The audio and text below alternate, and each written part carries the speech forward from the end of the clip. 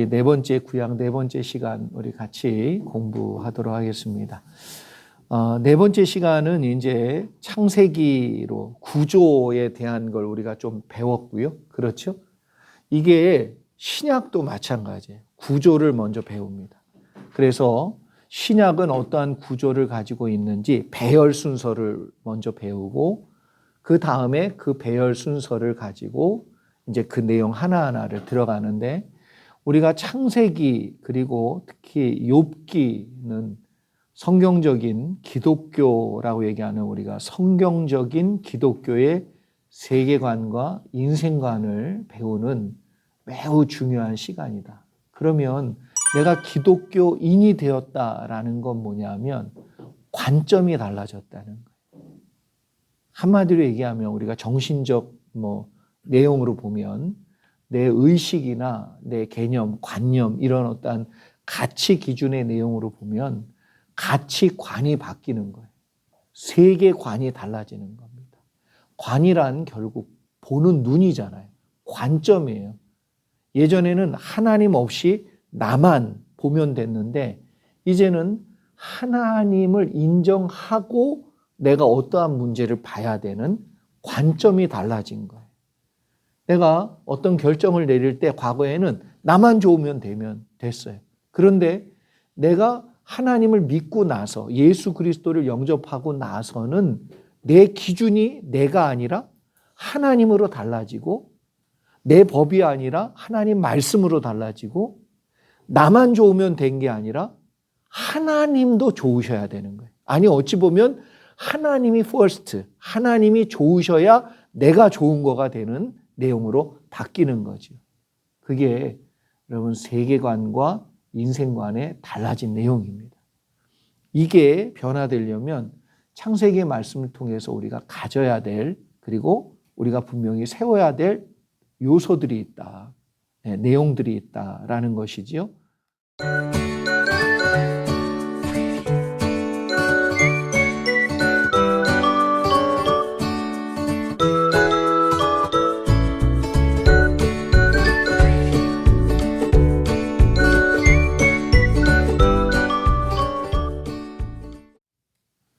오늘은 우리가 책 60페이지부터 76페이지까지 우리가 같이 공부하면서 은혜를 받도록 하겠습니다. 우리 네 번째 시간인데요. 자, 1번 창세기를 읽으면서 욥의 인생을 읽는 이유가 무엇입니까? 이게 같은 시기이기 때문에 읽기도 합니다. 그러니까 예를 들어 창세기에 나오는 사람들이 다 족장시대 사람들이에요. 특히 아브라함이 그렇죠. 근데 욥이 시대적으로 족장시대의 사람이기 때문에 욥과 아브라함을 좀 비교해서 보는 게 중요하다.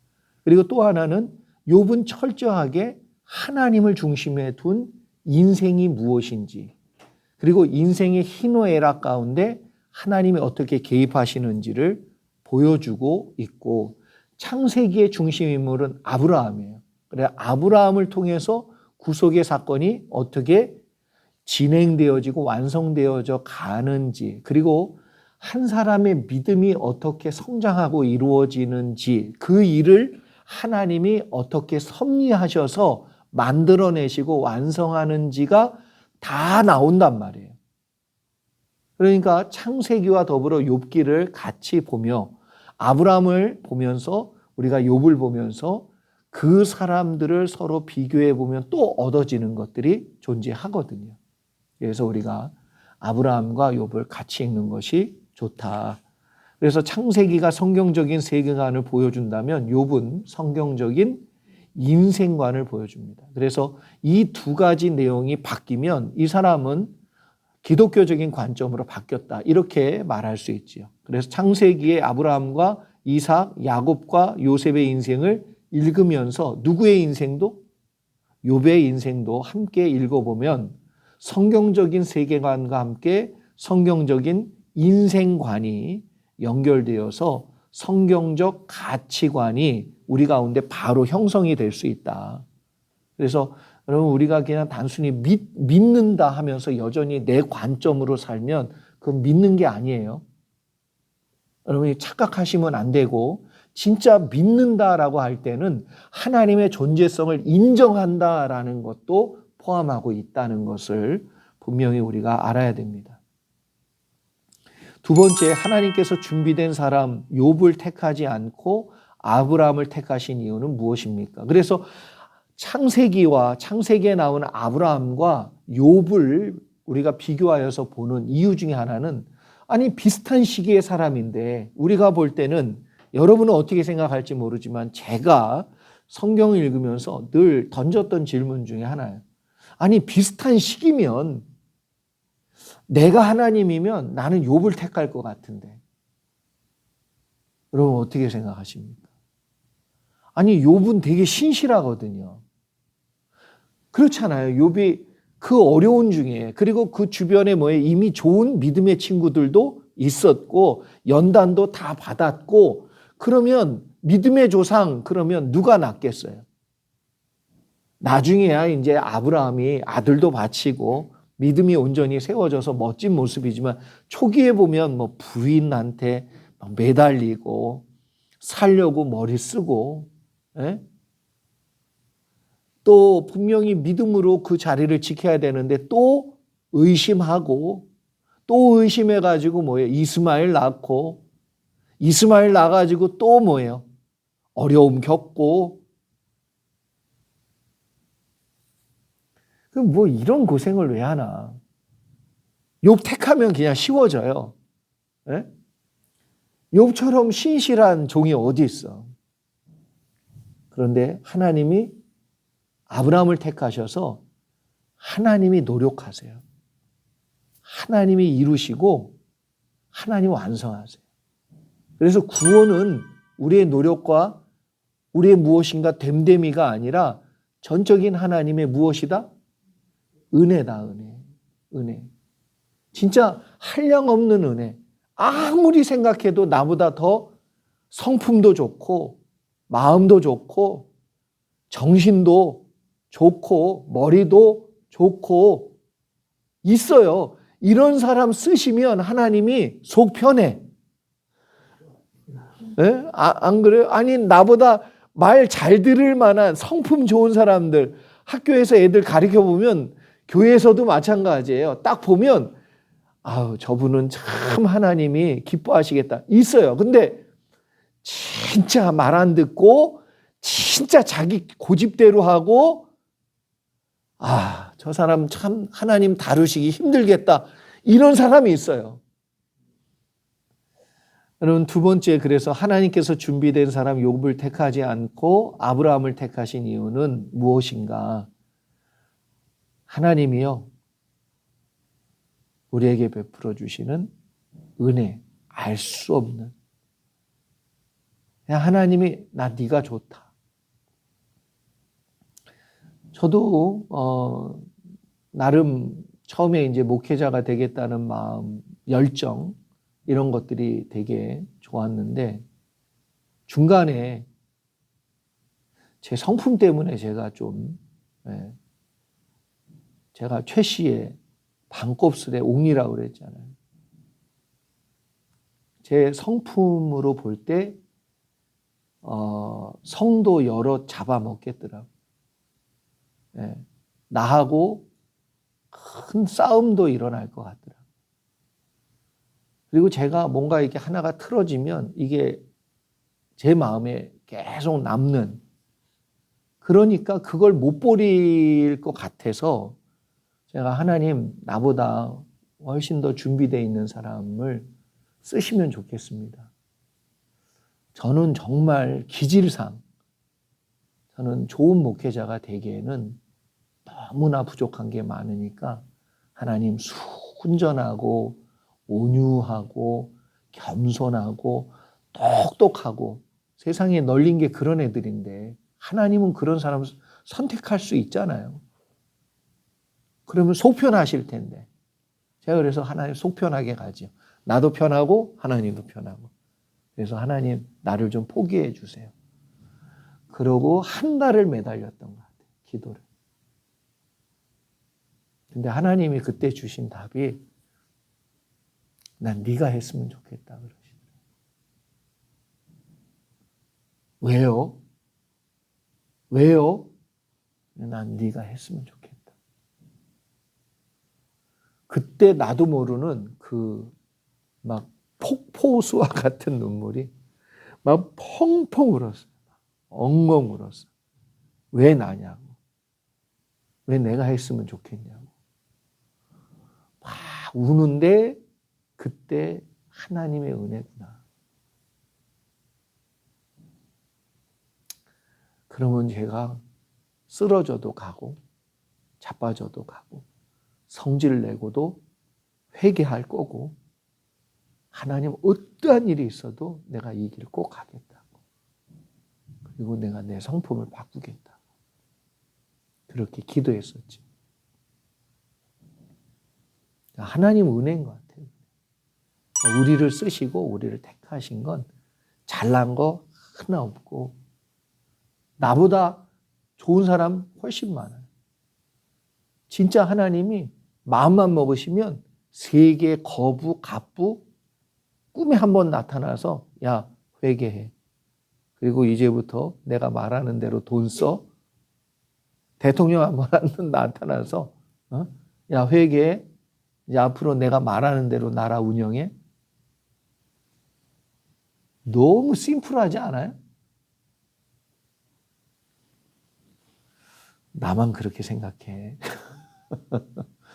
근데 하나님이 어렵게 돌아가세요.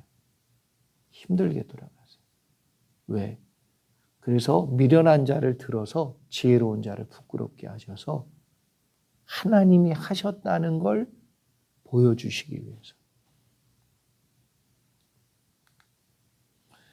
3번 창세기와 욥기를 함께 읽으면 알게 되는 것이 무엇입니까? 여러분 창세기와 욥기를 함께 읽으면 우리를 십자가의 사랑으로 구원하신 하나님의 은혜가 무엇인지를 알게 됩니다. 한량없는 은혜, 갚을 수 없는 은혜, 오직 하나님의 은혜임을 발견하게 되죠. 우리의 삶이 지금 이 자리까지 올 수 있었던 것도 하나님의 은혜라는 걸 깊이 알게 됩니다. 창세기를 크게 두 부분으로 나누면 어떻게 되느냐? 창세기는 여러분 1장부터 11장까지 네 가지 사건. 무슨 사건이요? 창조, 타락, 홍수, 바벨탑. 이 네 가지 사건이 있고 12장부터 50장까지는 네 명의 조상의 이야기가 나와요. 첫 번째 아브라함, 이삭, 야곱, 요셉. 이 내용이 창세기입니다. 그러니까 창세기를 한눈에 그리고 여러분이 머리에 딱 정리하려면 1장부터 11장, 12장부터 50장 네 가지 사건, 네 조상 이야기. 다 이렇게 정리하면 창세기가 끝. 네. 창조 사건에 관해서 우리가 정리해보면 여러분 창세기 1장 1절의 말씀은 성경 전체를 이끄는 가장 중요한 선포입니다.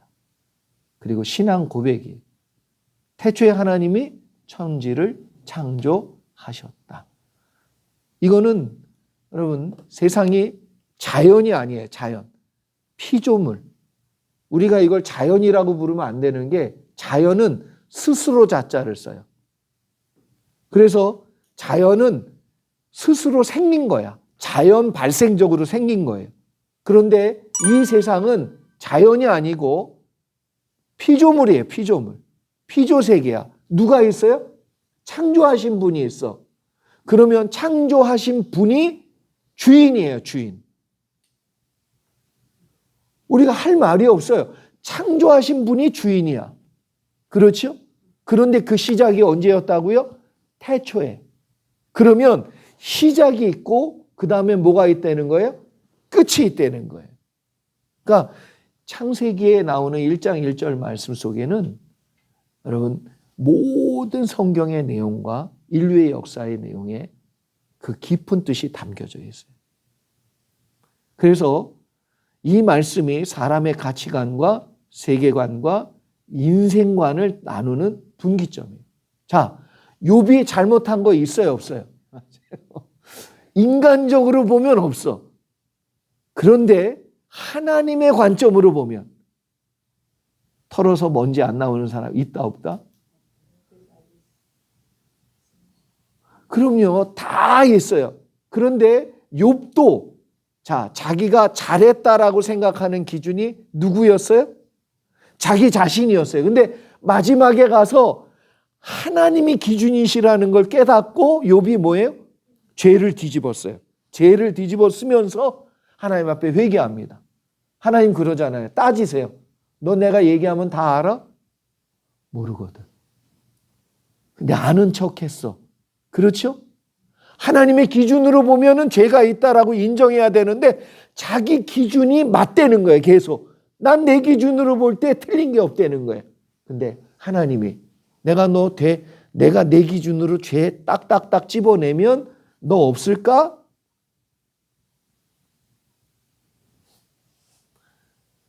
그래서 욥기를 읽으면 의인이 없구나. 하나님 앞에 죄인만 있구나. 아무리 우리가 잘한다 해도 이런 거예요. 나 좋아 잘하는 거예요. 내가 하나님 앞에 정성을 다해서 막 뭘 했어.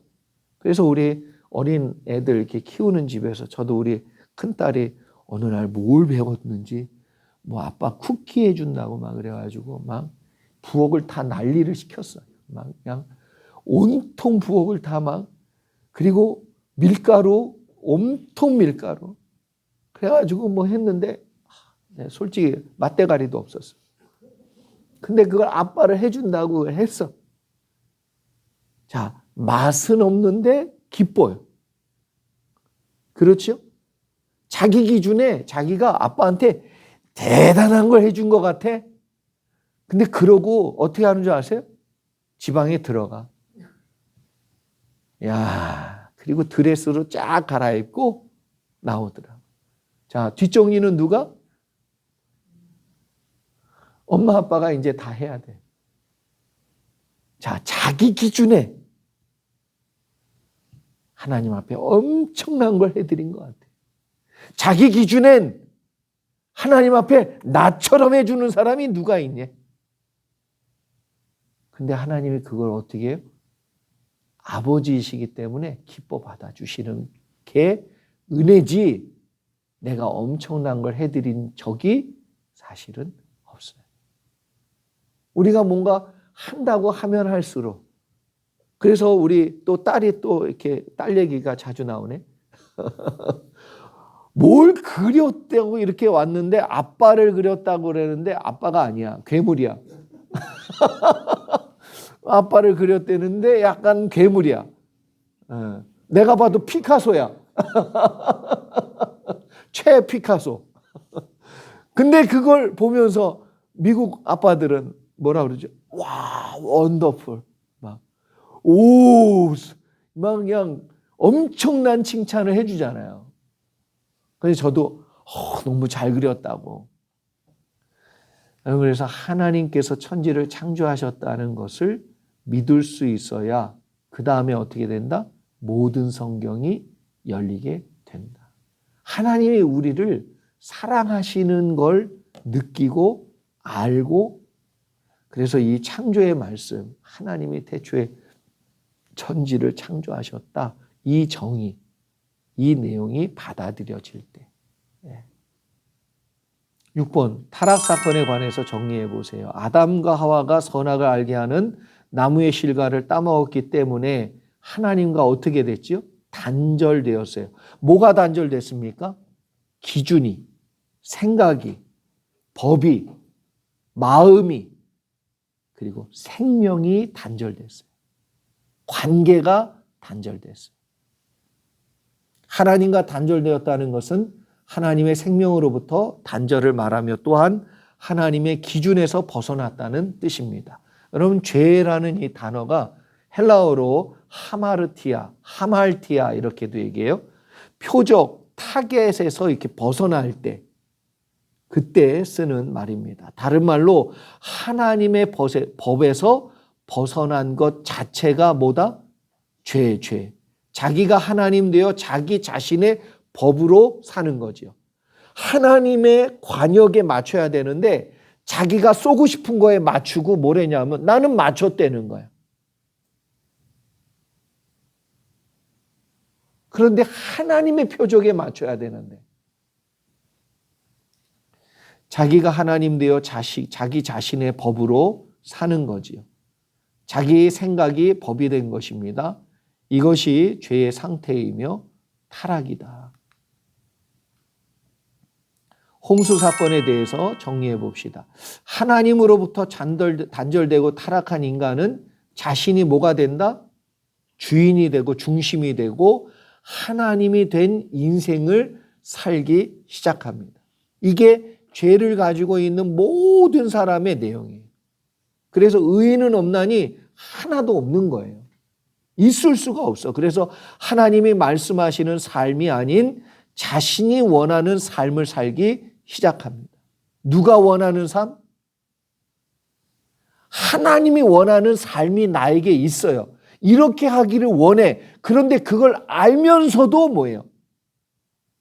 그래서 너희가 선을 알고서도 행치 않는 것이 죄다. 이렇게 얘기하는 거예요. 결국 노아 시대에 하나님의 아들들도 자기가 원하는 대로 사람의 딸들과 뭐 하지요? 결혼합니다. 하나님이 분명히 이게 아니라는 것을 하나님의 아들들에게 말씀해 주시고 가르쳐 줬을 텐데 이런 사람의 생각을 성경은 여호와께서 사람의 죄악이 세상에 가득함과 그의 마음으로 생각하는 모든 계획이 항상 뭐하다? 악이라는 게 뭐 남 죽이고 때리고 뭐 이런 것도 악한 거지만 미워하는 것도 악이지만 하나님께 악한 것은 뭐예요? 하나님이 분명히 뜻하신 것이 있는데 그걸 알면서도 자기의 고집대로 자기의 생각대로 계속 밀고 가는 그 마음, 불순종의 마음, 고집 피우는 마음, 그게 악이야. 결국 하나님은 타락한 인간을 심판하시지만 당대의 의인인 노아와 그 가족은 구원하시고 그들을 통해 새로운 역사를 이루어 가십니다. 그래서 홍수 사건은 심판 사건인 동시에 새 창조를 이루는 사건이다. 그렇게 우리가 정의 내릴 수 있지요. 8번 바벨탑 사건. 바벨탑 사건을 우리 정리해 보면 하나님께서 노아의 가정을 통해서 새로운 인류 역사를 시작했는데 자, 신기하지 않아요? 노아의 가정으로 새롭게 시작했는데 그 자녀들도 나중에 뻗어나가고 성장하고 많아지니까 어떻게 되더라? 똑같이 타락하더라는 거예요. 아, 이거 진짜 무섭지 않습니까? 노아의 자손으로 시작했는데 홍수 다 봤는데 그런데도 그러면 자 사람들한테 하나님이 다 죽을 병을 한 번씩 겪게 해. 그리고 진짜 살려주시면 내가 한 번만 살려주시면 내가 하나님 내 절대 배반하지 아니하고 내가 주님을 위해 가지고 내가 이제는 모든 걸 주님을 위해 내가 포커스하고 내가 살겠습니다. 얼마나 갈까요? 이제 다 회복돼서 이제 한 달 정도 지나니까 또 자기가 원하는 걸 하더래요. 세상으로 돌아가더래요. 저 그런 사람 봤어요. 진짜. 교회도 안 나와. 교회도. 한 번만 살려주시면 내가 주님을 위해서 내가 목숨을 다해 내가 충성하겠다. 그래서 자신이 하나님 되어 살아가는 전형적인 모습은 하나님 없이 스스로 구원과 안전을 도모하는 모든 인간의 노력. 이게 악이에요. 노력 얼마나 좋은 말이에요. 그런데 뭐예요? 하나님 없이 자기를 보호하고 자기 뜻대로 살기 위해서 자기의 힘을 키우려고 하는 노력. 이건 뭐예요? 악한 행위라는 거예요. 하나님의 간섭과 통제를 벗어나 자기가 하나님 되어 행동합니다. 하나님의 다스림과 통치를 거부합니다. 하나님의 뜻에서 완전히 벗어나 자신의 탑을 하늘에 닿도록 높이 세우고 죄로 인해서 타락한 인간 안에 어떤 마음이 있는지 바벨탑 사건이 분명히 보여주고 있어요. 그러니까 아무도 나 무시 못하게 돈을 버는 거예요. 아무도 나 무시 못하게 성공하는 거예요. 9번, 하나님께서 세상을 창조하신 목적은 무엇입니까? 하나님께서 세상을 창조하실 때 인간을 창조하시고 보시기에 심히 좋았더라. 그러면 보세요. 말씀대로 이루어지니까 하나님이 볼 때에 가장 좋으신 거야. 그러면 하나님이 우리를 볼 때 가장 예쁘고 가장 아름답고 가장 보시기에 좋을 때가 언제지요? 말씀한 대로 이루어질 때. 하나님이 말씀을 줬는데 그 말씀대로 이루어져. 그러면 하나님이 나를 보면서 보기에 좋았더라. 내가 쟤만 보면 너무나도 좋아. 행복해. 네. 그래서 그것을 세상을 창조하신 이유가 인간을 위하여. 무엇을 위하여? 인간을 위하여. 그래서 정말 하나님은 사람을 창조하시고 자식처럼 사랑했다는 것을 여러 성경의 증거들을 통해 알 수 있어요. 그래서 시편 8편도 사람이 무엇이간데 저를 생각하시며 인자가 무엇이간데 저를 권고하시나이까. 자, 하나님께서 세상을 창조하시고 받으실 영광에 대해 적어보세요. 하나님께서 세상을 창조하시고 받으실 영광은 하나님이 하나님 맞으십니다. 하나님만이 이런 놀라운 일을 하실 수 있는 유일한 분이십니다. 하나님이 하나님 되십니다. 이런 피조물의 고백을 하나님이 받기를 원하시죠. 이게 영광이에요. 영광. 하나님을 인정하는 것. 자, 11번. 뱀의 꼬임으로 인간은 어떤 모습으로 타락하게 되었는가? 이 뱀이 선악을 알게 하는 나무의 실과를 먹게 만들지요. 자신이 하나님처럼 되어 스스로가 기준이 되고 법이 되어버렸어요. 이 타락한 인간은 무엇이 타락이냐 하면 떨어져 나간 거예요. 하나님의 기준으로부터 떨어져 나가서 자기가 하나님 되는 짓을 한다는 거예요. 이게 타락이고 이게 죄지요. 그래서 하나님을 하나님으로 인정하지 않고 하나님의 기준을 하나님의 기준으로 인정하지 않고 하나님께서 받으실 영광을 인정하지 않는 거예요. 그런 존재가 되었고 스스로 하나님 되어 하나님 노릇을 하는 존재로 타락하게 되었다는 것입니다. 12번 창세기 4장부터는 어떤 내용을 말씀하고 있습니까? 스스로 하나님 되어 하나님 노릇하며 사는 타락한 인간이 어떻게 살게 되었는지, 죄 가운데 빠져서 어떤 상처를 받고 주고 그렇게 주고받는 역사가 흘러가는지, 어떤 고통을 겪게 되는지 말씀하고 있어요. 여러분, 하나님이 우리에게 고통을 주시는 게 아니라 지금 이 세상은 죄 가운데 있기 때문에 고통을 받을 수밖에 없는 환경 가운데 있단 말이에요. 그렇죠? 나도 누군가에게 내가 원하든 원치 않든 상처를 주고 아픔을 주고 그에게 부담을 주고 그에게 판단을 내어주는, 판단하는 내용을 내어준단 말이에요. 그렇죠? 그러니까 우리는 죄를 주고받아. 그런 환경에 지금 살고 있어요. 죄가 이 세상 가운데 있으니까. 그래서 인간의 역사는 한마디로 얘기하면 죄의 역사다. 그렇게 얘도 얘기했죠. 그래서 인간은 자신이 하나님 노릇하며 살기 위해서 반드시 뭐예요? 누가 나의 하나님됨을 인정 안 해. 자존심이에요. 상해. 그래서 힘을 키워. 야, 내가 너보다 더 하나님 됨이 맞지? 너 아무것도 아니야. 내가 더 하나님답지?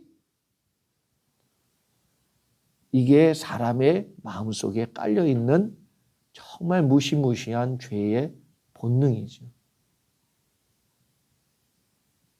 인간은 자신이 하나님 노릇하며 살기를 원해요. 그것이 권력이 되었든 군사력이 되었든 재력이 되었든 사람의 마음속 뿌리에는 개인의 능력을 크게 키워서 자신이 다른 것에 의존하지 않고 다른 것에 무시당하지 않고 자기 마음대로 살기를 원하는 마음이 깔려 있다는 거예요. 어떻게 생각하세요? 이 마음하고 싸우는 겁니다. 평생. 타락한 인간은 스스로 살아보겠다고 어떤 생각까지 하죠? 어떤 생각을 할까요? 하나님을 의지하지 않고 집단, 개인의 힘을 키워서 스스로 하나님 되어 마음껏 자기 뜻대로 살기를 원해요. 내가 한마디 했는데 착착착 움직여. 내가 대단해 보여. 근데 하나님이 오늘 밤 내 목숨 걷어가면 대단한 종 아닙니다. 연약한 인간이에요. 그래서 예수님이 꼭 오병이어의 기적, 무슨 기적 보이고 나서는 뭐 하셨죠? 한적한 곳에 가셔서 홀로 기도하셨어요. 예수님 하나님 노릇 안 하시려고. 항상 나는 아버지의 뜻대로만 한다. 이게 예수님의 가장 위대함입니다. 인간은 본능적으로 무엇을 추구하고 왜 그렇게 하는지 적어보시기 바랍니다. 인간은 본능적으로 죄가 있기 때문에 본능적으로 하나님을 인정하지 않고 인정하고 싶지가 않아. 여러분 하나님이 우리의 마음속에 얘기해 주시잖아요. 야 용서해 줘. 야 이번엔 네가 좀 넘어가주면 안 되겠니? 왜 나만 자꾸 가지고 그러냐는. 왜 나만 가지고 그러고 왜 나 힘들게 만들고 왜 나한테 그러냐고 자꾸. 저 인간을 치시라고 하나님이. 본능적으로 나와요. 그래서 힘이 있으면 하나님처럼 모든 것을 자기 마음대로 할 수 있다 생각합니다. 그래서 힘을 키워요. 그래서 지식을 쌓는 것도 돈을 많이 벌려고 하는 것도 또한 권력을 잡으려고 하는 것도 그 마음의 뿌리는 동일한 곳에서 출발합니다. 죄에서 출발해요. 사람들이 거대 국가를 건설하려는 이유는 무엇입니까? 제국을 건설하려는 마음의 출발도 그 뿌리는 같아요. 하나님처럼 되기 위해 그렇게 한 것입니다. 그래서 애굽의 바로, 바벨론의 느부갓네살, 로마의 시저 등등 제국을 이룬 왕들마다 제국을 이룬 뒤에는 당연하게 스스로를 뭘로 만들어요? 신격화시킨단 말이에요.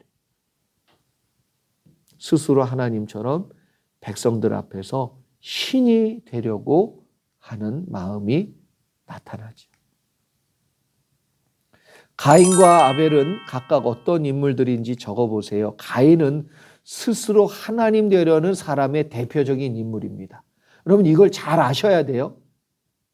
그리고 아벨은 하나님을 하나님으로 인정하는 사람의 대표적인 인물이고 조상이에요. 그래서 가인의 계열은 항상 보면 스스로 하나님이 되려고 노력해요. 그런 방향을 추구해요. 목표가 거기야.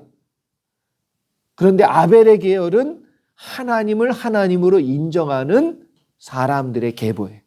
그래서 믿음의 계열이에요.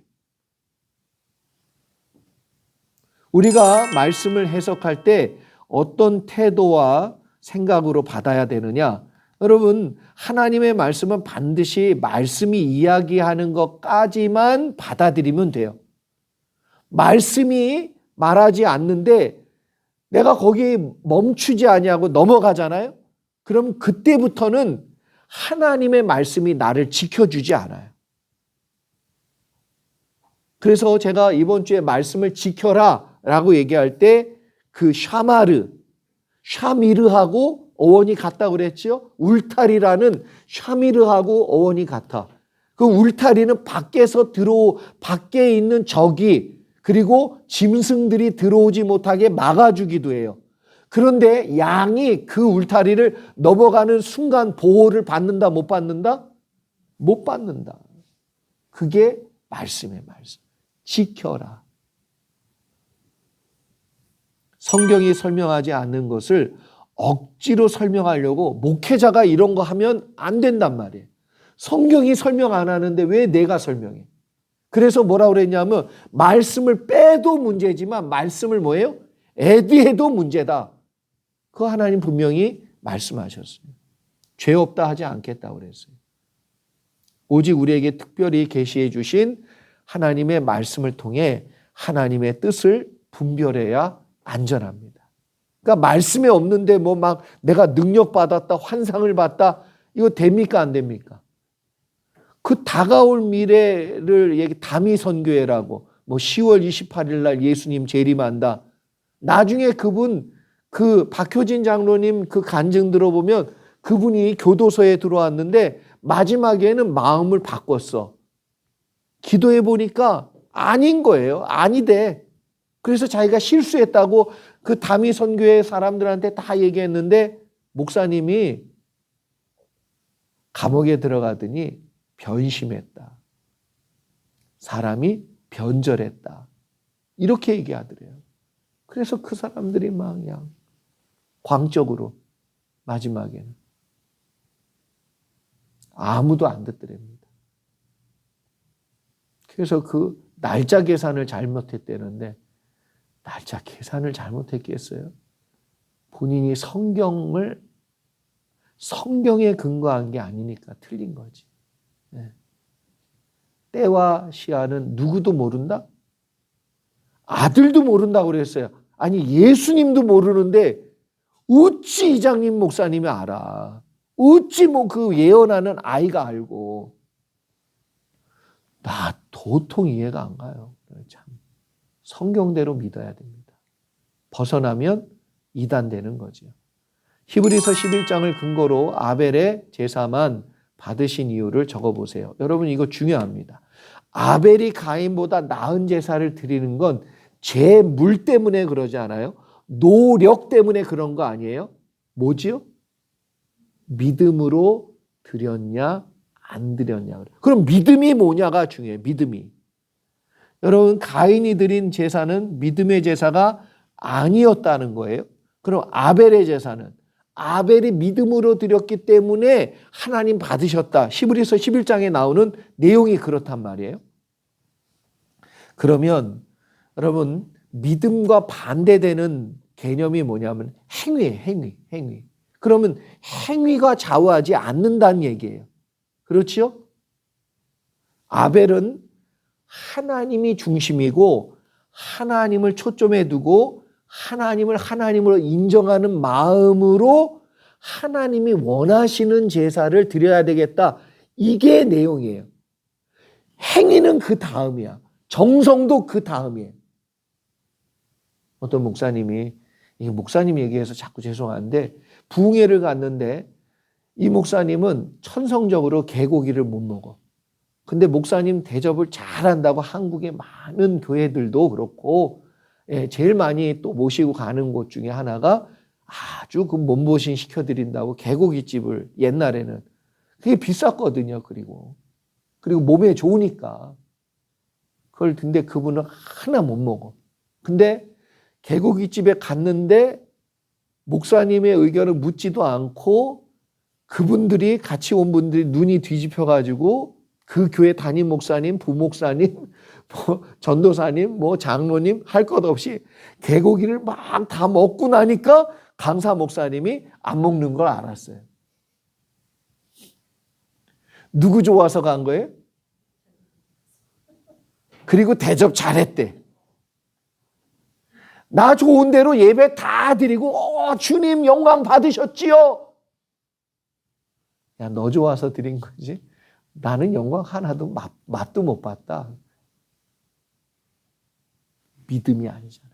하나님 중심이 아니잖아요. 하나님 초점이 아니잖아요. 하나님을 하나님으로 인정하는 마음 하나 없잖아요. 그런데 행위, 정성 아무 의미가 없는데. 그러면서 이런 거예요. 그 주일날 그 전날부터 하나님을 생각하는 마음 하나 없이 일주일 내내 물질만 생각하다가 그래 내가 하나님 앞에 그래 크게 이번에 한번 헌금해야지. 그래서 드렸어. 하나님 기뻐 받으세요? 기뻐 받으세요. 일단 드리고 보세요. 하나님이 내가 하나님 앞에 주님 내가 그 부자가 연보한 것처럼 엄청 연보했다는 거예요. 근데 주님은 어떤 걸 더 크게 봤어요? 과부의 2렙돈. 왜? 그는 전부를 드렸다. 그 전부라는 뜻이 뭐죠? 그는 하나님이 우선이었어요. 하나님이 중심이었어요. 하나님이 그 사람에겐 전부였단 말이에요. 19번 하나님이 중심이고 기준인 사람은 어떤 선택을 합니까? 어떤 선택을 할까요? 아벨의 마음에 하나님을 하나님으로 인정하는 기준과 믿음이 있었기 때문에 하나님은 가인의 제사와 달리 아벨의 제사는 받으신 것이지요. 하나님의 뜻과 기준을 인정하는 마음이 뭐다? 믿음이에요. 여러분 이걸 잊지 마세요. 믿음은 내가 믿습니다가 아니라 하나님의 뜻과 기준을 인정하는 마음이 믿음이에요. 다시 얘기해서 하나님을 하나님으로 인정하는 마음이 믿음이에요. 또 다윗도 보세요. 하나님께서 내 손에 피가 많아서 성전을 지을 수 없다 말할 때 하나님 뜻을 어떻게 합니까? 인정해요. 순종합니다. 그게 믿음이에요. 믿음. 하나님이 중심이고 하나님이 기준인 사람들은 아벨과 모세와 다윗처럼 하나님의 뜻을 인정하고 하나님의 주권을 인정하여 하나님께 영광을 올려드리지요. 이게 믿음의 사람이에요. 믿음의 사람. 20번. 900세까지 사람들이 살 수 있었던 이유, 창세기 1장 6절 근거로 핵심 내용을 정리해 보시기 바랍니다. 우리 그 그림 기억나시죠? 그림을 일단 여러분들이 그 책에 있는 거 한번 보세요. 그게 층이 있어요. 층이. 물층이. 그리고 반은 물층이 있는 그림을 그려드렸고 반은 물층이 없는 그림을 여러분 보십니다. 그래서 그 물층이 있을 때 어떤 효과가 있느냐? 여러 효과들이 있어요. 그래서 창조 시대에는 지구의 대기층이 무슨 층이었다? 물층이었는데 이게 언제 파괴됐다고요? 노아 홍수 때 하늘에 창이 열려서 물이 쏟아졌다고 그랬어요. 땅에서 샘이 터져 나왔다고 그랬어요. 그래서 이때 여러분 물층의 이 그 위력이 어느 정도냐면요. 물이 1톤을 물을 위로 3층 높이인가 뭐 올려가지고요. 위에서 탁 문을 열었어. 물을 한꺼번에. 문을 동시에. 그랬더니 아래에 있는 롤스로이스가 찌그러진 거 아세요? 롤스로이스가. 야, 제가 그래서 깜짝 놀랐어요. 그러니까 물의 힘이 그 정도인데, 그러면 사람이 만약에 그 1톤 물 위에 물 탁 열면 그만큼 높이에서 물이 한 번에 쏟아졌다. 그러면 어떻게 될까요? 죽어요. 죽어. 빗방울이 작아서 살지 만약에 빗방울이 축구공만한 게 하늘에서 떨어진다 생각해 봐봐요. 축구공만한 게. 이건 축구공 잘못 맞으면 눈도 실명하고요. 코뼈도 분질러지고 그렇습니다. 근데 그게 하늘 위에서 떨어져서 사람 뇌에 한번 탁 친다고 생각해 봐봐요. 어떻게 될까? 속도가 그 무게도 무게지만 속도가 그러면 그게 거의 무기처럼 떨어지는 거예요. 돌덩어리처럼 떨어지는 거예요. 그래서 이러한 내용을 생각해 보면 하늘의 창이 열렸을 때 비가 그냥 폭포수처럼 떨어졌다고 생각해 보세요. 그러면 어떻게 될까요? 땅 지층이 갈라지겠죠. 뒤집어지겠죠. 그렇지 않을까요? 그런데 막 물이 다 찼어. 그러니까 이게 땅이 막 뒤집어지고 그리고 뭐예요? 그래서 이 창조과학 하시는 분들은 이러한 이제 판게아 이론이라고 얘기하는 그 대륙판의 변화를 아마 노아 홍수 시대에 일어난 사건으로 규정하고 얘기하고 설명하고 있죠. 그래서 홍수 이전에는 물층이 대기권에 감싸고 있었기 때문에 자외선도 차단되고 전자파, 그래서 몸에 유해한 내용들이 다 제거되고 고주파 방사선도 차단해주고 이랬다는 거예요. 근데 지금은 다 노출되니까 유해해서 너무 해로운 게 많이 신체에 노출되니까 노화도 되고 그리고 수명도 짧아지게 되고 방사선 노출이 되니까 일단은 몸에 질병들이 많이 생기고 암이 그렇죠. 암이. 자, 물층의 효과 4가지. 그 물층의 효과 4가지 뭐죠? 1번 자외선 전자파 차단이 되고, 2번째 태양열을 받아 동일한 온도 유지. 이게 되게 중요합니다. 온도 변화가 별로 없잖아요. 그러면 노화가 줄어든답니다. 이건 뭐 나중에 우리가 김치 냉장고 얘기할 때 좀 얘기하고요. 지구 내부 온실 효과. 그러니까 지구가 항상 따뜻해. 똑같은 온도로 따뜻하고 그냥 온화해요. 지금은 뭐예요? 여러분 여름에 진짜 나가면 막 살이 탈 정도잖아요. 그런데 지구가 그렇게 직사광선으로 안 오니까 똑같은 온도로 밤에도 따뜻해, 낮에도 따뜻해, 그리고 물도 풍족해. 그러니까 울창한 살림이 펼쳐졌을 거고, 그렇죠? 이게 참 대단한, 그래서 900세까지 살 수 있는 환경이었다. 4번째가 지구 내부 수분 유지. 수분이 항상 동일하게. 물이 감싸고 있지요. 지면에서는 물이 또 올라왔다. 수증기 같은 게, 안개 같은 게 이렇게 올라온 거예요. 그러니까 항상 촉촉하고, 덥진 않고 상큼하지. 참 이런 데서 살고 싶다 생각이 들 정도예요. 저도 보면. 그리고 여러분 아시는지 모르지만 이게 피부가 좋으신 분들이 대부분 하시는 일이 세탁소 일 하시는 분들 중에 많아요. 왜냐하면 이거 항상 하시잖아. 그냥 수증기가 그냥 맨날 그냥 여기 얼굴에 막 계속 씌우는 거야. 물이 촉촉해요. 옛날에 고현정 씨인가 그랬어요. 이분은 아예 겨울에도 히터를 안 튼대. 갑자기 히딩이 나오면 여기가 수분이 다 날아가서 쭈글쭈글해진다.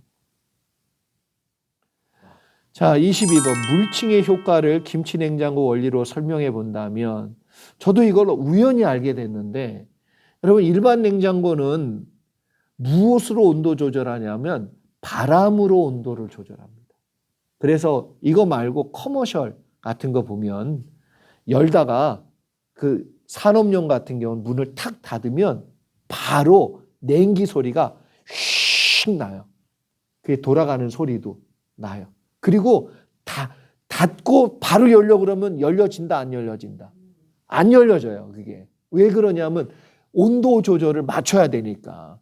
근데 무엇으로 하냐면 그 바람으로 똑같은 냉기를 빨리 줘가지고 유지하려고 그래요. 그래서 커머셜이 더 오래 가지요, 넣어놓으면. 그런데 그거보다 더 오래 가는 게 뭐다? 김치 냉장고예요. 김치 냉장고는 무엇으로 온도 조절을 하냐면 냉판으로. 공기로가 아니고 사면이 다. 그래서 모든 면이 딱 뚜껑만 빼고 모든 면이 다 냉판이에요. 그러니까 항상 온도가 동일하게 가. 그래서 그 원리를 김치 냉장고, 장독대 묻는 김치 냉장고 그 원리가 그렇게 나온 거잖아요. 그러니까 똑같은 냉판으로 하니까 김치의 신선도가 오래 유지가 되더라. 꺼냈다가 넣어도 또 냉판이니까 온도 변화도 별로 없더라. 이게 원리예요. 그러니까 지구가 물층으로 둘러싸였을 때는 이런 효과들이 일어날 수밖에 없지요.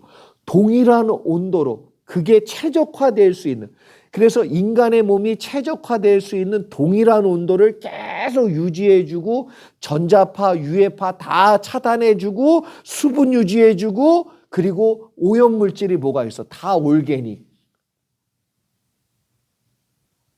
그러니까 900세 살 수 있겠어요? 못 살겠어요?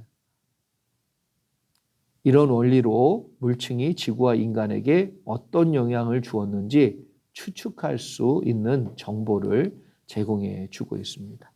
23번, 홍수 전후 인간 수명이 급감한 원인은 무엇이라 생각합니까? 인간의 수명은 물층이 있을 때와 물층이 파괴되었을 때 차이가 크게 나타나는 것으로 우리가 알 수 있지요. 자, 창세기 10장에 나오는 네피림은 누구냐? 네피림, 홍수 사건이 일어날 때 하나님의 아들들과 사람의 딸들이 결혼하여 낳은 사람들이 네피림이다. 자이언트, 그렇죠? 용사 이렇게 얘기합니다. 용사라는 말이 원래는요, 왕 이런 뜻도 됩니다. 네. 그래서 그들이 왕이 되어서 하나님을 대적하는 사람들이 되었다는 거지요. 자, 가인의 계열이 아벨의 계열을 죽였어요. 그렇죠? 그런데 하나님은 또 셋의 계열로 세웠어. 그러면 셋의 계열은 가인의 계열과 어떻게 해야 되는지 적어보세요. 하나님의 아들들은 하나님을 인정하는 아벨의 계열이며 아벨의 계열이 죽으니까 셋의 계열을 세우셨어요. 그리고 사람의 딸들은 하나님을 인정하지 않는 가인의 계열에 속한 자녀들이에요. 그런데 내가 내 눈에 좋은 대로 그렇게 사람의 딸들과 섞이면 어떻게 된다? 그들을 변화시키면 되는데 변화시키기보다는 변질될 가능성이 높다 적다? 높다. 이렇게 하나님의 영광을 인정하는 셋 계열의 사람이 가인의 계열과 섞이는 것을 하나님께서 기뻐하지 않으십니다. 그래서 가나안에 가서 야, 가나안 사람들 다 전도해 이렇게 안 하시고 구별되어 거룩하게 살아라. 니들이 구별되어 살면 사람들이 보고 변하는 거지 내가 그들과 섞여서 변화시킨다? 안 됩니다. 어떻게 변화시키는 거예요? 섞이지 말고 거룩하게 살고 하나님과 동행하며 사는 걸 보여주면 아, 저렇게 사는 게 복 있는 삶이구나. 하나님이 계시구나 라는 걸 인정할 때 그 사람들도 변화되는 거죠. 그래서 섣불리 내가 믿지 않는 집안에 시집가고 내가 믿지 않는 집안에 장가가서 그 집안을 다 전도하리라. 일단 그게 되게 어렵고요. 그렇게 되는 사람이 일단은 여자분들은 탁월한 믿음을 가진 20%는 하는 것 같은데 남자는 2%인 것 같더라고요. 남자는 정말 더 힘들어요. 네, 아내가 주도할 수밖에 없어요. 보면 그것도 남편이 아내를 많이 사랑해야 따라주기라도 하지. 성경에 나오는 족보를 보면서 어떤 관점으로 보는 것이 좋냐? 여러분, 족보가 있다는 것은 역사적인 사실이라는 뜻이에요. 족보 자체를 역사로 볼 수는 없지만 족보가 있다는 것 자체는 뭐예요? 이게 그냥 꾸며내고 만들어낸 스토리가 아니고 소설이 아니고 허위의 이야기가 아니고 허구의 말이 아니라 이게 역사적인 사실이다라는 걸 이야기해 주고 있는 거죠. 자, 그러면 노아 후손 도표를 완성해 보시기 바랍니다. 그랬는데, 자, 노아의 후손 도표를 완성해 보시기 바랍니다. 자, 엘람, 페르시아만과 카스피에, 아르박삿, 아수르 북쪽이죠. 또 아수르가 있어요. 티그리스강 동편 상류, 룻, 소아시아, 아람, 수리아와 메소포타미아, 아람 군대, 아람 장군 나아만, 셈의족이에요.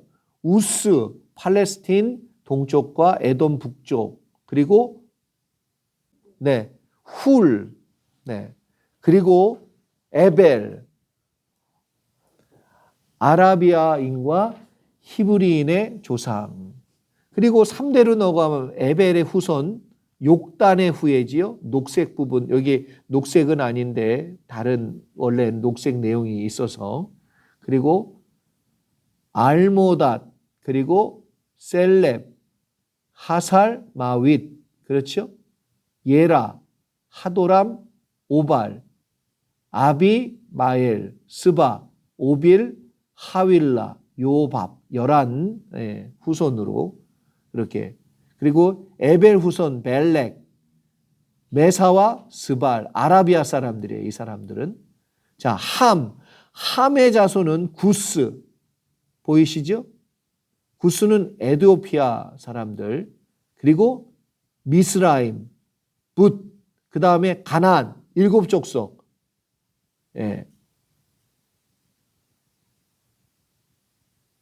가나안의 7족속 기억하시고. 자, 3대째 가니까 구스의 자손은 스밧, 하윌라, 삽다, 뭐죠? 라마, 그리고 삽드가, 스바와 드단. 그리고 미스라임의 후예는 애굽 사람들이죠. 루딤, 그리고 루딤과 아나밈, 그리고 르하빔, 납두힘, 그리고 바두루심, 가슬루힘, 갑도림. 자, 가나안 사람 시돈, 헷, 여부스, 아모리, 기르가스, 히위, 알가, 신, 아르왓, 스말, 하맛. 여기에 가나안의 7족속도 포함되어 있습니다. 고멜, 야벳 족속이요. 유럽 사람들이 그쪽이에요. 유럽 계통. 고멜, 독일, 터키, 우크라이나 동쪽. 그리고 3대째 가보니까 아스그나스, 게르만 민족이죠. 리밧, 그리고 도갈마, 아르메니안 사람들이에요. 마곡은 여러분 그 곡과 마곡 나오지요? 성경에? 여기냐 이제 그런 논쟁도 있지만 마곡 어쨌든 흑해 동남쪽 스구디아 족속, 마대, 카스피의 서쪽 메대 족속, 메대 마대 똑같죠? 메대 바사 기억납니까? 그리고 야완 헬라 족속입니다. 헬라 족속, 엘리사 이태리 사람들, 시실리, 달시스 스페인 사람들, 기띔 구브로, 도다님 헬라 사람들, 두발 소아시아 동쪽에 있는 사람들, 메색 흑해 주변이고요. 디라스 에게해 주변, 펠라스기안 족속입니다. 이렇게 여러 족속이, 그래서 그 퍼져나가는 그 지도 기억나시죠? 그걸 꼭 확인하셔서 한번 보시면 좋겠습니다. 그 퍼져나가는 지도 한번 보세요. 몇 페이지지죠? 퍼져나가는 그 지도가 여러분 70페이지에 있습니다. 70페이지. 몇 페이지? 70페이지 한번 보세요. 신할 평지에서 이렇게 후손들이 흩어져서 이렇게 뻗어나간 이걸 보면서 좀 참고하시면 좋겠습니다. 자, 신할 평지에 세워진 바벨탑은 무엇을 상징합니까? 뭘 상징하지요? 바벨탑은 인간이 하나님 없이 살겠다는 인본주의의 상징이에요. 무엇의 상징이다? 인본주의의 상징이에요.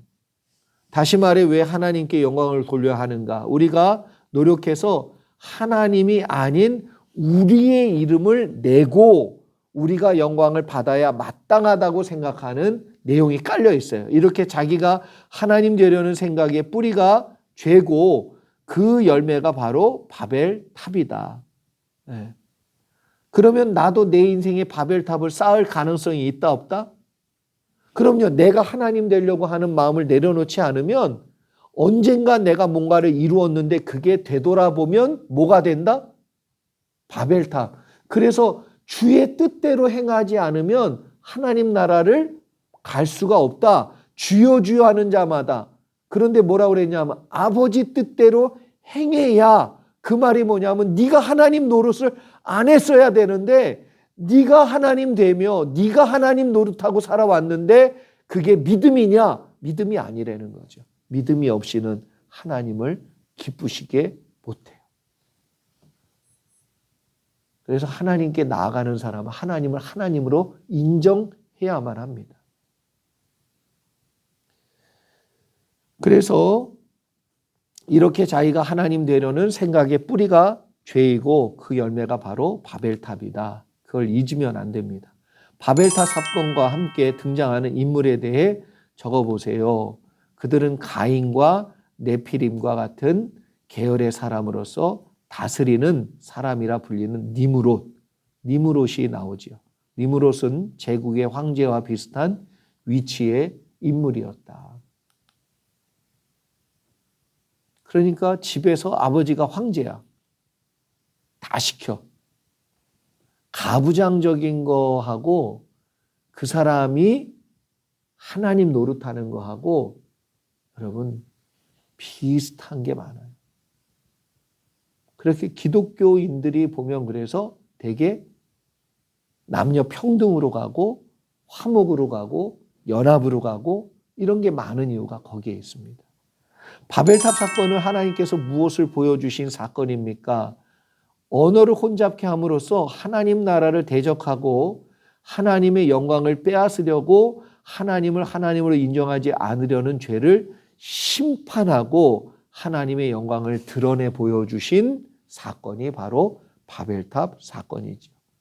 노아 홍수 사건과 바벨탑 사건 그리고 선악과 사건의 뿌리가 같다. 왜 그렇죠?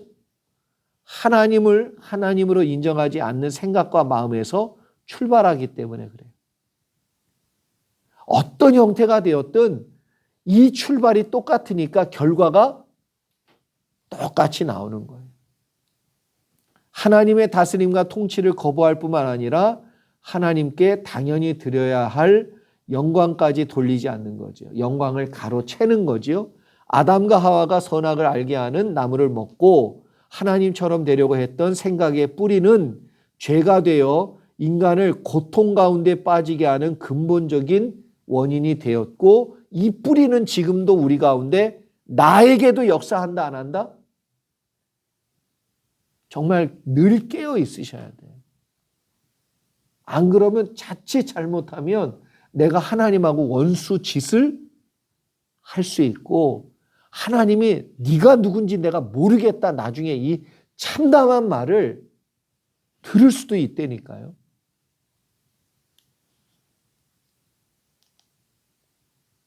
(32번) 창세기 1장부터 11장까지와 12장부터 50장까지 정리해 보세요. 자, 창세기 1장부터 11장까지 네 가지 사건 같이 한번 얘기해 보죠. 시작. 창조 사건, 타락 사건, 홍수 사건, 바벨탑 사건. 창세기 12장부터 50장까지 네 사람, 아브라함, 이삭, 야곱, 요셉. 네.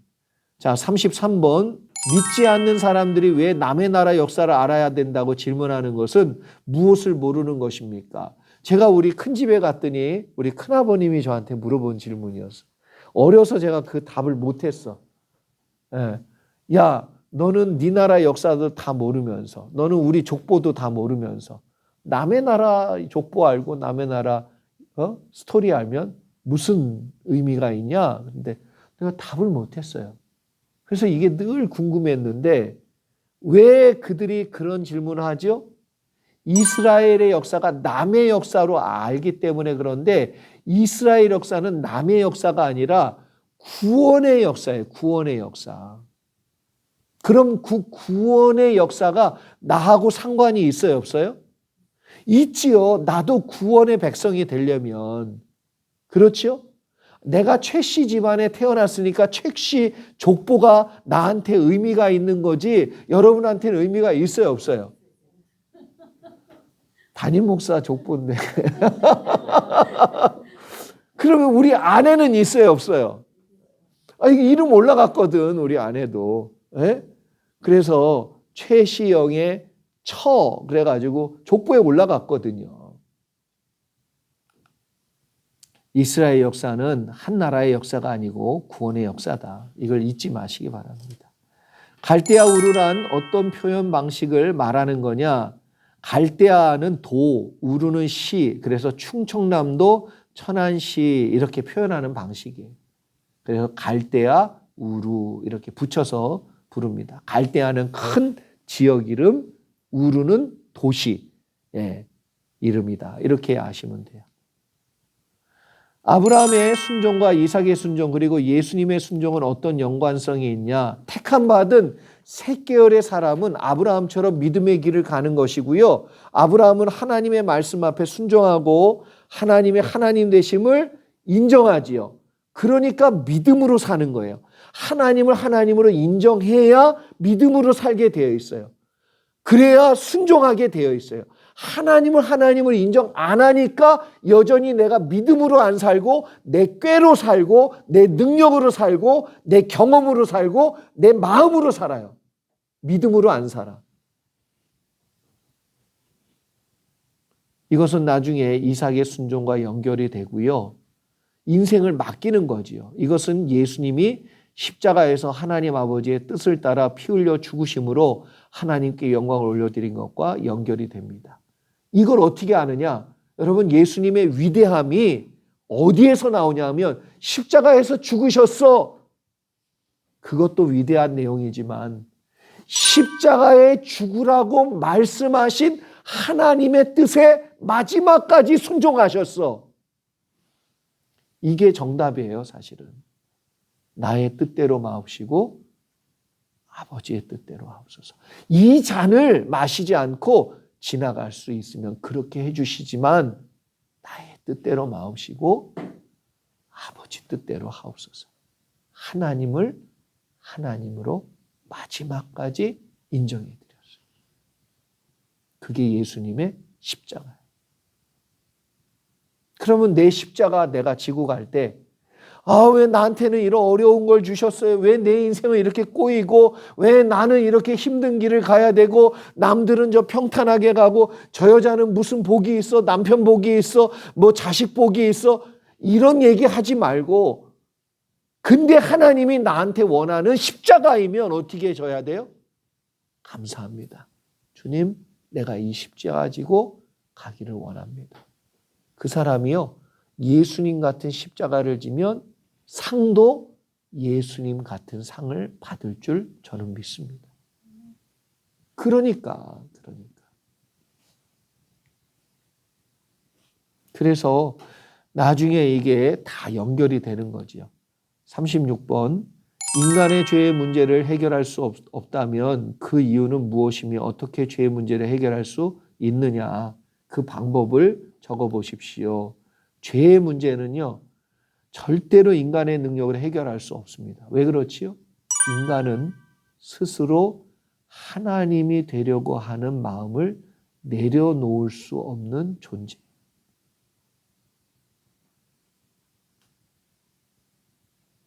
그러면 방법은 딱 하나입니다.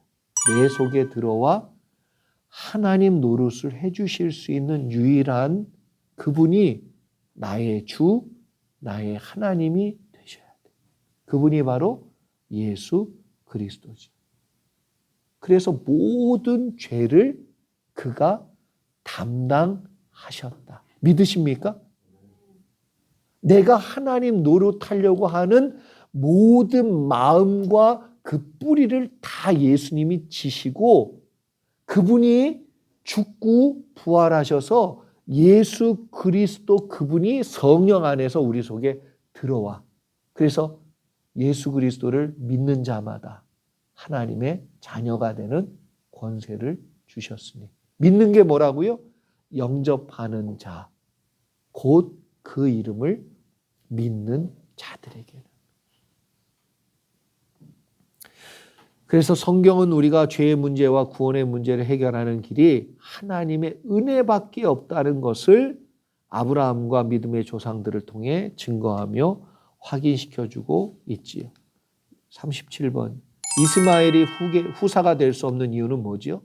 믿음의 어머니가 낳은 아들이 아니기 때문에 그래요. 자, 행위가 중요합니까? 믿음의 행위가 중요합니까? 내가 하나님을 하나님으로 인정하는 믿음이 없는데 정성을 다했어. 후사예요? 아니에요. 이거 분명히 아셔야 됩니다. 이게 중요해요. 아브라함의 씨 중요하죠. 근데 누가 낳아야 돼요? 믿음의 아버지의 씨도 중요하지만 믿음의 어머니가 낳아야 돼. 그러면 믿음도 행위도 다 뭐예요? 믿음으로. 하나님께서 택하신 사라를 통해서만 태어나야 후사예요. 38번. 왜 후사는 사라의 몸에서 난 이삭만 되는 것입니까? 이삭은 예수님의 예표이기 때문에 그래요. 하나님께서 낳아주신 믿음의 후사이고, 이게 왜 그러냐면 보세요. 영은 영을 낳아요. 육은 육을 낳아요. 강아지는 개가 낳아요. 망아지는 말이 낳아요. 무엇이 낳느냐에 따라서 그 존재는 결정이 돼요. 그러니까 믿음의 조상이 낳아야 믿음의 후사가 되는 거예요. 영적인 원리입니다. 영은 영이요, 육은 육이라. 이삭이 믿음의 후사가 된 것은 하나님의 택하신 믿음의 어머니 사라가 낳았기 때문에 그렇습니다. 39번. 이삭이 우물을 양보할 수 있었던 건 하나님을 믿었기 때문이지요. 하나님을 믿었다는 게 뭐예요?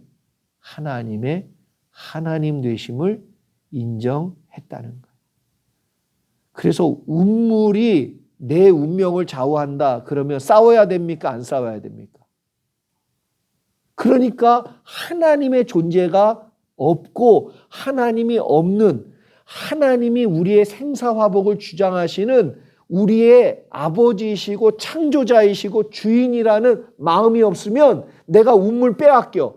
누가 내 운물을 빼앗으려고 그래. 이거 없으면 난 죽어 라는 생각에 사로잡히고 살아온 내가 이 운물을 누가 뺏으려고 그러면 목숨 걸고 싸워야죠. 그런데 하나님을 하나님으로 인정하는 사람은 목숨 걸고 싸워야 될 이유가 있어요, 없어요? 운물이 나를 좌우하는 거냐? 아니에요. 하나님이 나를 좌우한다는 믿음이 있으니까. 아브라함도 보세요. 네가 좌하면 내가 우하겠고 내가 우하면 내가 좌하겠다. 그 말은 뭐예요? 땅이 나를 좌우하는 게 아니라 하나님이 함께 해주시는 게 나를 좌우하니까 내가 뭐예요? 우선권을 내어놓을 수 있는 거예요. 땅을 붙들고 땅 붙잡으려고 연연해 하지 않는 거예요. 그래서 수가성 여인 보세요. 남편을 5이나 바꿨는데도 없잖아요. 평안이 없고 기쁨이 없고 은혜가 없잖아요. 뭐라 그럽니까?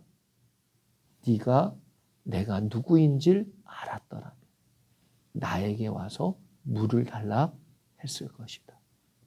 네가 지금 남편이 5이고 지금 있는 남편도 네 남편이 아니다. 그럼 진짜 남편은 누구예요? 예수 그리스도. 그러니까 남편 붙들고 그 여인은 남자 붙들고 살았단 말이에요. 아니라는 거예요. 진짜 여러분을 좌우하고 여러분의 인생을 주관하시는 분이 누군지 목사도 알아야 되고 성도도 알아야 되고 우리가 살면서 이 직장 아니면 나는 쓰러져 죽는다 그런 거 없어요. 하나님이 함께해 주시면 길을 여세요. 그러니까 제가 이 책에도 썼지만 여러분 정말 우리가 믿음의 선택을 하지 않으면 다음 주에 여러분이 읽어보시면 알겠지만 소돔과 고모라 같이 거기서 묻혀서 사는 룻과 같이 세상에 매이는 삶을 살 수밖에 없어요.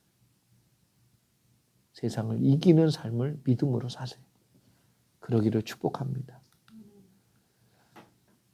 왜 하나님은 야곱을 더 사랑하셨느냐? 에서는 하나님을 하나님으로 인정하지 않고요. 야곱은 범사의 하나님을 하나님으로 인정하는 사람이지요. 그렇기 때문에 하나님은 하나님을 하찮게 여기는 에서보다는 하나님 없으면 죽는다고 생각하고 의지하고 붙잡는 야곱을 더 사랑하십니다. 하나님은 능력 있는 사람을 사랑하는 것이 아니고 하나님을 하나님으로 인정하고 믿고 의지하는 사람을 사랑하십니다. 야곱을 도운 리브가의 이유는 뭐냐면 리브가가 딱 보니까 가인의 계열인 에서가 장자의 복을 받는 것이 아니구나라는 걸 알았다는 거예요. 셋의 계열인 야곱이 장자의 복을 받아야 한다는 생각이 나온 거죠. 그러니까 누구를 편애한 것이 아니라 믿음의 행동이에요. 믿음의 행동.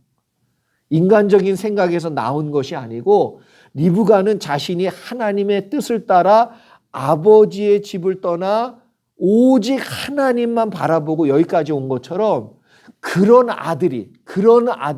믿음의 계열의 아들이 장자의 복을 받고 이게 이어져 가기를 원하는 마음이 있었다 없었다? 있었다. 그래서 하나님을 하나님으로 인정하는 야곱이 장자의 복을 받아야 된다라고 생각한 믿음의 행동이었다는 거죠. 42번. 하나님께서 애굽으로 야곱의 12아들의 가족을 이끄신 이유는 뭐냐? 그것은 하나님의 어떤 계획이 있는 것입니까? 요셉은 여러분 미리 하나님이 애굽으로 보낸 대사예요, 대사. 특별히 애굽에 답사를 보낸 사람이에요. 자리 잡고 살게. 그래서 미국에 여러분 이민 온 우리 형제들, 우리 다른 분들 보면 한 사람이 미국에 와서 다 총총해. 그렇죠? 요셉이 먼저 가서 애굽으로 다 이민 오라고. 그래서 글로 내려간 이유는 또 따로 있죠. 여기 70여 명의 가족들이 여러분 대민족을 이루도록 하나님이 만드신 프로젝트예요. 계획이 있어요. 그 프로젝트가 뭐냐? 왜 가나안이면 안 되고 애굽이어야 되느냐? 여러분 생각해 보세요.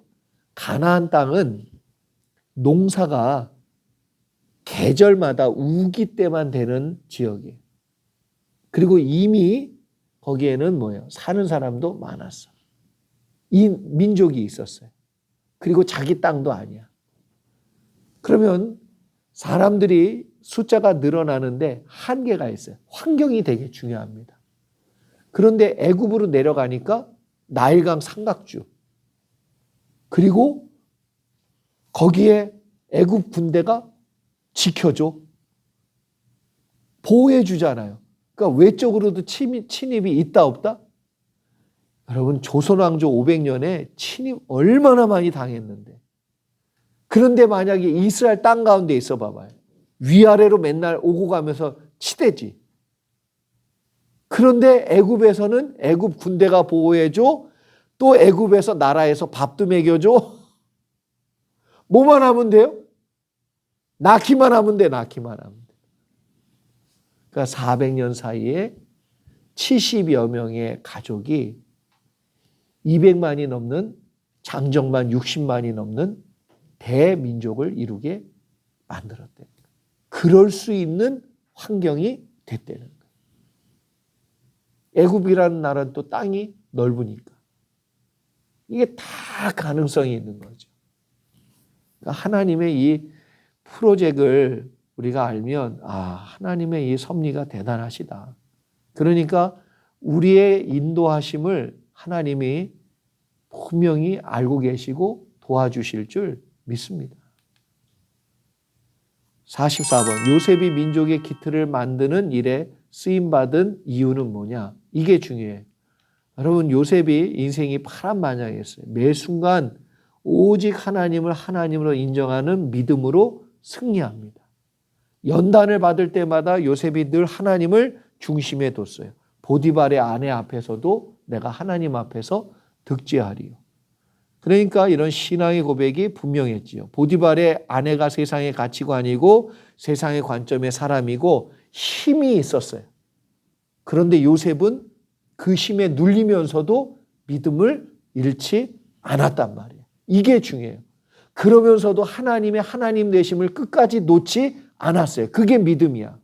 요셉은 세상과 타협하지 않고 믿음으로 승리합니다. 이것이 뭐냐면 거룩이에요. 하나님을 범사에 인정하고 믿는 거고요. 하나님을 하나님으로 인정하는 영광을 올려드리는 모습이 있었어요. 이것 때문에 하나님이 요셉을 쓰시지요. 그리고 또 하나, 요셉을 향한 하나님의 꿈과 비전이 성취될 수 있었던 건 여러분 아무리 하나님의 꿈이 있고 하나님의 역사하심이 있어도 제가 늘 말씀드리지만 땅에서 묶으면 하늘에서도 묶여요. 그런데 땅에서 묶일 일이 있다 없다? 생겨요. 반드시 생깁니다. 목회할 때도 생겨요. 누가 밉고 나한테 정말 내가 잘해줬는데 그 사람 나한테 욕하고 나가고 이러면 목사로서도 마음이 뭐예요? 다 껴요. 그런데 그 사람을 용서하지 않아. 그러면 땅에서 뭐 한다? 묶이는 거예요. 그 하늘에서 열리겠어요? 그래서 그럼 보면 요셉이 하나님으로부터 큰 축복을 받을 때가 총리로 임명받았을 때가 아니고요. 하나님은 요셉을 총리로 세우는 게 목표가 아니에요. 뭐가 목표예요? 모든 가족이 다 애굽으로 내려와 함께 사는 거예요. 그게 목표예요. 그걸 잊어버리면 안 돼요. 그런데 뭐가 걸림돌이에요? 형제들 용서 못하는 마음. 형제들을 보고 나서 뭐가 딱 떠오르냐면 저것들이 여기 또 내려왔네. 바로 스파이다. 그래가지고 옥에 가둬요. 3일 동안 아무 말 없었어요. 그리고 3일 뒤에 꺼내주면서 요셉이 첫 번째 던진 말은 그런 말 할 필요 없잖아요. 나는 하나님을 두려워하는 자라. 그럼 3일 동안 요셉의 고민은 뭐였다? 이걸 쪄 죽여, 찢어 죽여, 잘라 죽여, 튀겨 죽여. 어떻게 죽일까? 이걸 내가 용서해야 돼? 그럴 때마다 주님이 요셉, 너에겐 꿈이 있다. 내가 너 여기까지 세운 건 뜻이 있다. 그때마다 요셉이 왜 나만 가지고 그러냐고. 그러지 않았어요. 자기가 하나님 되고자 하는 마음이 안 일어났겠어요? 자기가 원하는 뜻대로 하고 싶은 생각이 안 일어났겠어요? 요셉이 나중에 아버지 이삭이 죽고 나서 형제들이 찾아와가지고 빌지요? 뭐라고 그럽니까? 아버지가 죽고 나니까 두려워 요셉에게 찾아와서 제발 살려달라고 그러니까 요셉이 그래요. 두려워하지 말라. 뭐라고 얘기합니까? 형들보다 나를 먼저 보내요. 언제 이 사건이 이런 하나님의 분명한 뜻과 비전과 하나님의 마음이 마음속에 세워졌느냐? 그 형들과 다시 재회할 때. 3일 동안 옥에 가두었을 때. 요셉을 향한 하나님의 꿈과 비전이 성취될 수 있었던 것은 요셉이 탁월한 능력을 지닌 사람이기 때문에 이룬 것보다는 육신의 생각과 인간적인 분노에 사로잡히지 않고 그 순간에도 오직 하나님을 하나님으로 인정하는 마음과 믿음을 선택했기 때문에